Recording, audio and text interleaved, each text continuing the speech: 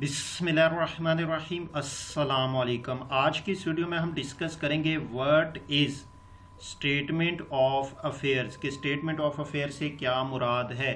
लेकिन video start करने से पहले अगर आपने हमारे चैनल को सब्सक्राइब नहीं किया जल्दी से सब्सक्राइब कर लो और साथ में बेल आइकन भी प्रेस कर दे ताकि आपको हमारी लेटेस्ट वीडियो की नोटिफिकेशन मिलती रहे। वीडियो स्टार्ट करते हैं।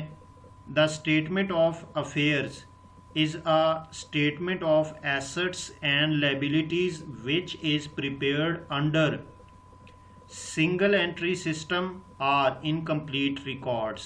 यानी वो स्टेटमेंट जो एसेट्स और लाइबिलिटीज़ पर मुश्तमिल हो लेकिन वो स्टेटमेंट सिंगल एंट्री सिस्टम या इनकम्प्लीट रिकॉर्ड्स के तहत बनाई जाए तो उस स्टेटमेंट को हम स्टेटमेंट ऑफ अफेयर्स कहते हैं। अब बेसिकली ये जो स्टेटमेंट ऑफ अफेयर है ये बैलेंस शीट की तरह होती है लेकिन बैलेंस शीट नहीं कहलाई जाती। क्योंकि इसमें जो डाटा लिया जाता है वो सिंगल एंट्री सिस्टम या इनकम्प्लीट रिकॉर्ड के तहत लिया जाता है जो कि रिलायबल नहीं होता।